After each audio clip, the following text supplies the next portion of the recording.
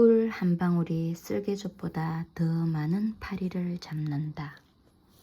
화가 났을 때 상대방에게 하고 싶은 말을 몇 마디 퍼붓고 나면 속이 후련해진다. 그러나 상대방은 어떨까? 그 사람도 당신처럼 과연 속이 후련할까? 당신의 그 도전적인 음성이나 저기에 찬 태도가 그로 하여금 당신에게 쉽게 동조하도록 만들어줄까? 우드로 윌슨은 말하기를, 만일 당신이 두 주먹을 불끈 쥐고 나에게 대든다면 나도 금방 두 주먹을 움켜쥘 것이다. 그러나 당신이 나에게 다가와 우리 앉아서 같이 이야기해 봅시다. 만일 우리가 서로 다른 견해를 갖고 있다면 무엇 때문에 서로 다른지, 또 서로 다른 점이 무엇인지 알아봅시다. 하고 말한다면 서로의 의견 차이가 결국 그다지 큰 것이 아니며 서로 다른 점은 적고 오히려 같은 점이 많다는 것을 금방 알게 되고, 서로 잘 지내기 위한 인내심과 솔직함과 의욕만 있다면 우리는 함께 잘 해낼 수 있을 것이다 라고 했다. 우드로 윌슨이 한 말의 참뜻을 존 디 록펠러 2세처럼 깊이 깨달은 사람도 없을 것이다. 1915년 당시 록펠러는 콜로라도주에서 그 누구보다도 가장 많은 미움을 받던 사람이었다. 미국의 산업 역사상 가장 끔찍한 파업 사태가 2년 동안 콜로라도주를 강타했다. 성난 광부들이 콜로라도 석유와 강철 회사에서 임금 인상을 요구했다. 그 회사는 록펠러의 소유였다. 회사 기물이 파괴되고 군대까지 동원되었다. 유혈 사태가 발생하여 파업하던 사람들이 총에 맞아 쓰러졌다.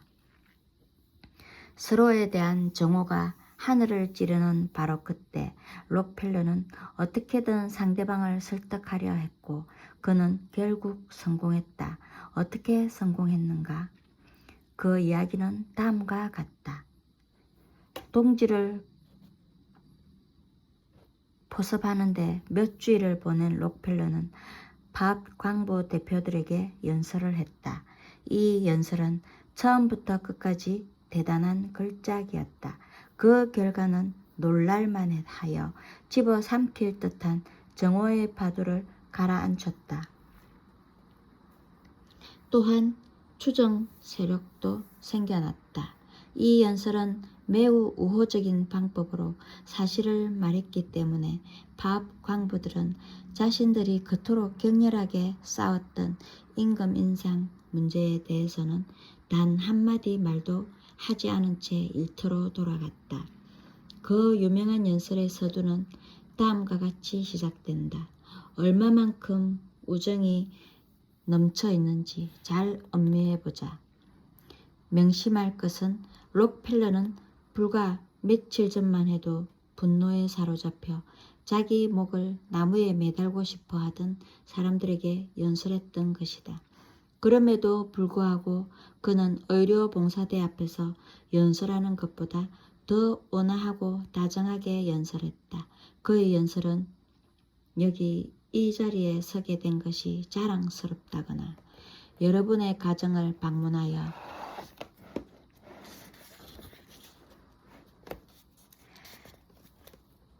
많은 가족을 만나보았고 우리가 여기에서 만난 것은 낯선 사람들로서가 아닌 친구로서이며 우호의 정신과 공동의 이익. 제가 여기에 있게 된 것도 다 여러분의 덕택이라는 등의 구절로 가득 차 있었다.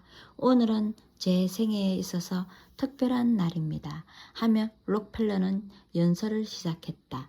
이 훌륭한 회사의 임직원과 근로자들의 대표를 만나게 된 영광은 오늘이 처음이며 따라서 이 자리에 서 있는 것이 자랑스럽고 오늘의 만남을 영원히 기억할 것입니다.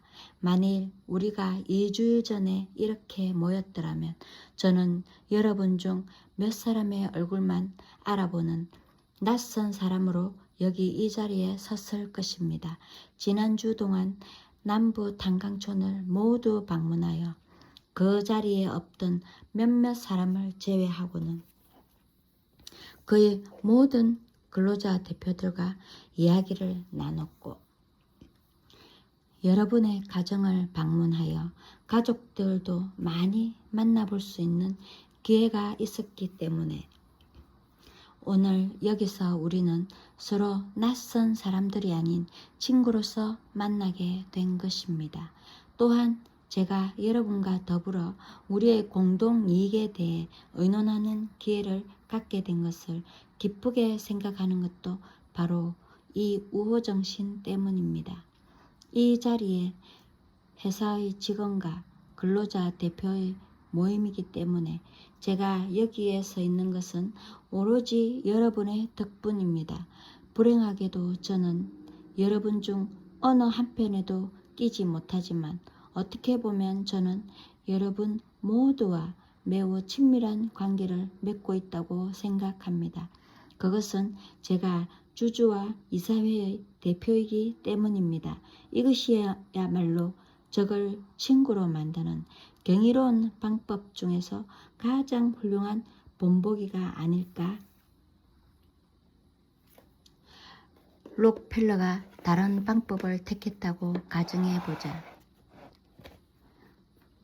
광부들에게 넌지시 그들이 잘못했다고 말했다고 치자. 그가 모든 법칙을 동원하여 논리적으로 강부들의 잘못을 입증했다고 가정해보자. 과연 어떤 일이 일어났을까? 광부들의 분노는 더 커졌을 것이고 더 많은 정오와 폭동이 일어났을 것이다. 어떤 사람의 마음이 당신에 대한 나쁜 감정과 정오로 가득 차 있을 때는 이 세상의 어떤 논리로도 그의 마음을 당신이 생각하는 대로 움직일 수 없다. 아이들을 꾸짖는 부모나 엇박 지르는 직장 상사와 남편, 그리고 잔소리를 많이 하는 아내들은 사람들이 자신의 생각을 바꾸기 좋아하지 않는다는 사실을 알아야 한다. 사람들을 강제로 엇박 지른다고 해서 그들의 의견이 당신이나 나의 것과 똑같아지지 않는다. 그러나 우리가 진심으로 친절하고 다정하게 대하면 그들의 생각이 바뀔 확률은 더 높다. 링컨은 100여 년 전에 이런 말을 했다. 한 통의 썰개젓보다 한 방울의 꿀이 더 많은 파리를 잡을 수 있다는 말은 망고의 진리이다. 그러므로 인간관계에 있어서도 누군가를 자기 편으로 만들고 싶으면 우선 그 사람에게 당신이 그의 진정 친구임을 확신시켜 주도록 하라. 이것이야말로 사람의 마음을 사로잡는 한 방울의 꿀이며 상대의 이성에 호소하는 최선의 방법이다.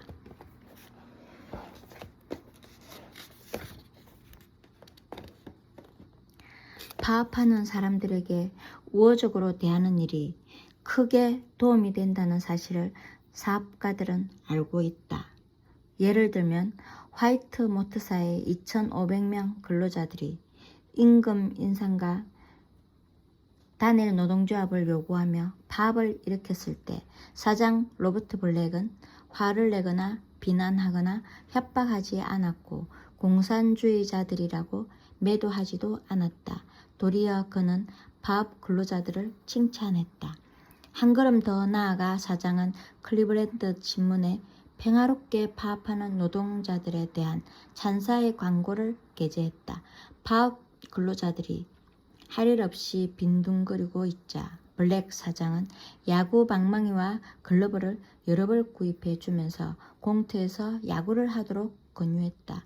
야구보다 볼링을 좋아하는 사람들에게는 볼링장을 내주었다. 그가 이렇게 호의를 베풀자 놀라운 일이 일어났다. 즉 상대편에서도 호의를 베푸는 것이었다. 그리하여 파업 근로자들도 빗자루, 삽, 쓰레기차를 빌려 공장 주변에 흩어진 성냥개비, 휴지, 담배 꽁초 등을 치우기 시작했다. 상상해보라. 임금 인상과 노조 안정을 위해 파업 중인 근로자들이 공장 마당을 치우고 있는 광경을. 그런 일은 미국의 오랜 노동쟁의 사상, 그 유래를 찾아볼 수 없는 일이었다. 이 파업은 일주일 만에 서로 간의 나쁜 감정이나 상처 없이 타협을 통해 끝을 맺게 되었다. 다니엘 웹스터는 마치 상과 같은 용모와 야훼와 같은 목소리로 변론을 펴곤 했는데 재판에 임할 때마다 다음과 같은 다정한 말로 자신의 강력한 주장의 말머리를 삼았다. 배심원들께서 고려할 가치가 있다고 생각합니다. 이것은 아마 또 생각할 가치가 있다고 생각합니다. 배심원 여러분들께서 놓치지 않으시리라 믿어 의심치 않는 사람들을 말씀드리겠습니다. 또는 인간의 심성을 잘 알고 계시는 배심원 여러분들께서는 이러한 사실의 중요성을 쉽게 통찰하실 겁니다. 그는 밀어붙이지도 않고 강압적인 방법을 쓰지 않았으며 다른 사람들에게 자기 의견을 강요하지도 않았다. 웹스터는 부드러운 말로 조용하고 다정스럽게 접근하는 방법을 사용하여 유명한 사람이 되었다. 어쩌면 당신에게는 파업 사태를 해결하거나 배심원들을 설득할 일이 결코 없을지도 모른다. 그렇지만 전세금을 낮춰달라고 부탁할 일은 생길 수도 있다. 그러한 사람에게 이 온건한 이야기 방법이 얼마만큼 유용한가를 생각해 보기로 하자. 엔지니어링 O.L. 스트러브는 전세금을 깎고 싶었다.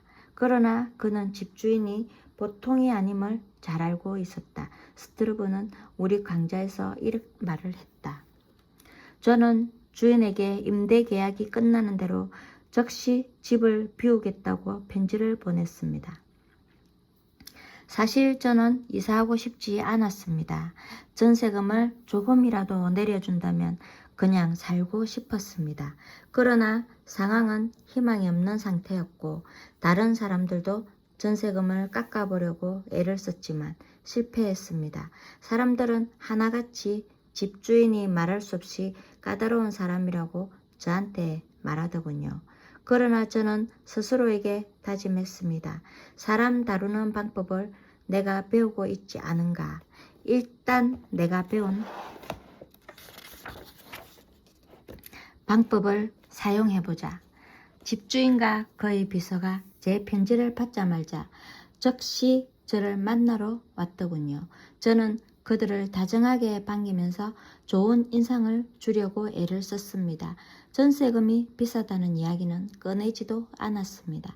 저는 이 아파트가 얼마나 좋은지 이야기하면서 진심으로 칭찬했습니다. 저는 건물을 관리하는 방법에 대해 찬사를 늘어놓으면서 1년 정도 더 살고 싶지만 그럴 형편이 못 된다고 말했습니다.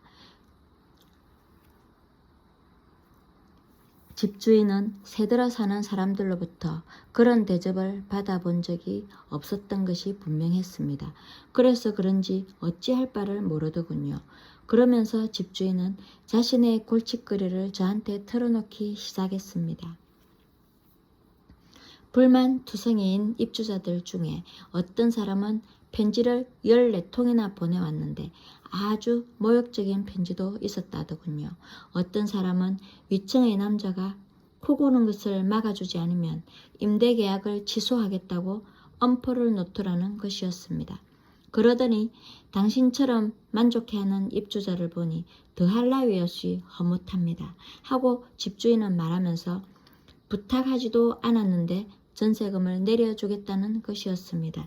저는 더 깎아주기를 원했으므로 제가 감당할 수 있는 전세금을 이야기했지요. 그러자 집주인은 두말 않고 받아들였습니다. 주인은 자리를 뜬 채 저를 보면서 실내 장식은 어떤 것으로 해드릴까요? 하고 묻는 것이었습니다. 만일 제가 다른 입주자들이 했던 것처럼 똑같은 방법으로 전세금을 깎으려 했다면 저 역시 분명 실패했을 겁니다. 제가 성공할 수 있었던 것은 따뜻한 태도로 진심으로 고맙게 여겼던 방법 때문이었습니다. 펜실베니아주 피츠버그에 살고 있는 딘 우드코크는 전기회사의 부서 책임자였다. 전봇대 위에 있는 어떤 기기를 수리해달라는 주문이 그의 부서에 떨어졌다. 이런 작업은 종전까지 다른 부서에서 해왔는데 최근에 그의 부서로 옮겨왔다. 그의 부하 직원들도 이런 일을 하도록 훈련된 사람들이었지만 실제로 이 일에 대한 주문을 받기는 처음이어서 부서원들 모두가 이 일을 놓고 자기들이 과연 어떻게 이것을 해낼 수 있을까 하는 데 관심이 집중되었다. 우드코크와 간부 몇 사람과 몇몇 부서원들이 그 작업을 지켜보기 위해 현장에 나갔다. 승용차며 트럭들도 많이 있었는데 많은 사람들이 전봇대 위에 달랑 매달려 있는 두 사람을 지켜보고 있었다. 주변을 돌아보다 우드코크는 길 위쪽에 어떤 사람이 카메라를 들고 차에서 내리는 것을 보았다. 그 사람은 그 광경을 찍기 시작했다. 전기회사에 다니는 사람들은 유난히 여론에 신경을 쓰는 법인데 우드코크는 그 카메라맨에게 그 광경이 어떻게 비치는지를 알 수 있었다. 적 두 사람이 해도 될 일에 10대 명이나 되는 사람들이 둘러서 있는 모습이었던 것이다. 그는 길 위쪽에 있는 카메라맨에게 다가갔다. 우리 일에 관심이 많으신가 보군요. 네, 저희 어머니께서 더 많은 관심을 가지실 겁니다. 어머니는 기사에 주식을 투자하셨는데 아마 이 광경을 보시면 눈이 번쩍 떠 있을 테니까요. 어머니는 아마도 투자를 잘못했다고 생각할지도 몰라요. 전 어머니에게 몇 년을 두고 당신네 같은 회사에서는 쓸데없는 일들이 너무 많이 일어난다고 말씀드려 왔는데 이제 그 증거가 생긴 셈입니다. 신문도 이런 사진을 보면 반가워할 테고요. 하긴 그렇기도 하겠군요.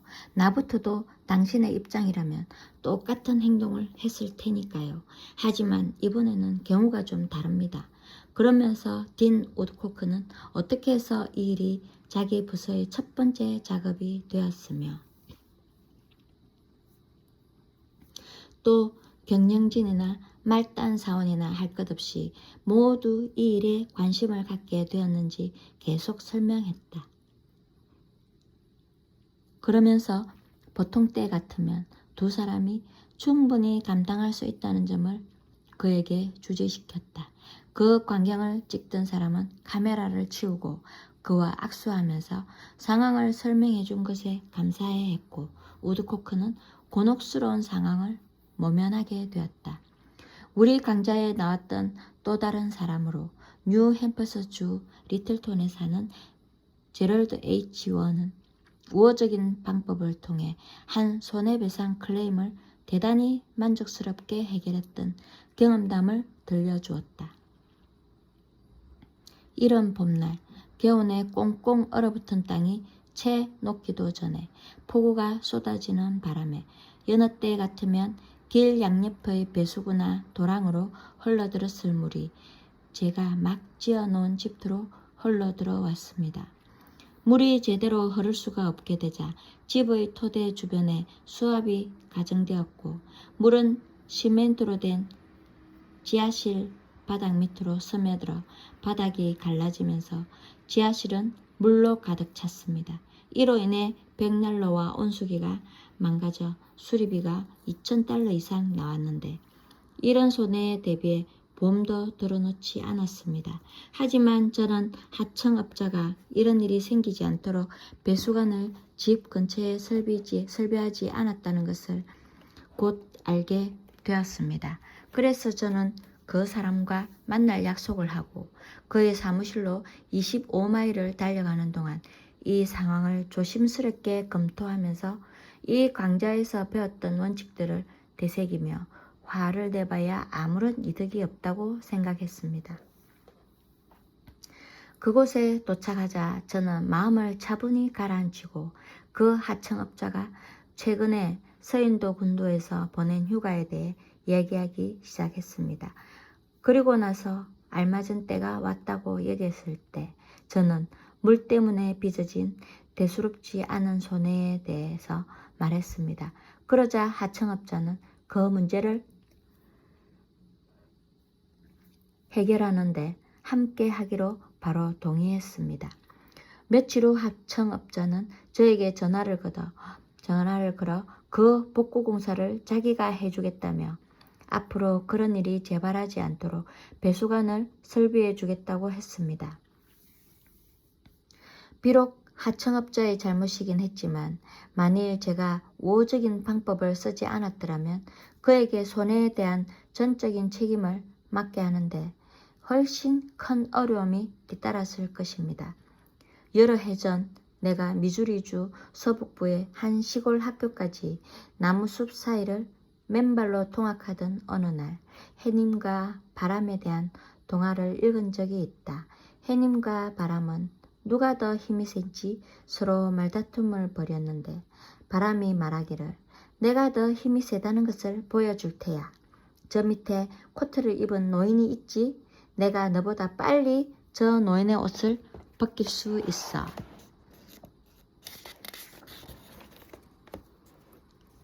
라고 했다. 그래서 해님은 구름 뒤에 숨었고 바람은 거의 폭풍이 될 지경까지 불어댔지만 바람이 세면 셀수록 노인은 외투를 더 꼭 움켜잡았다. 마침내 바람은 포기했고 해님이 구름 뒤편에서 나와 노인에게 다정한 미소를 보냈다.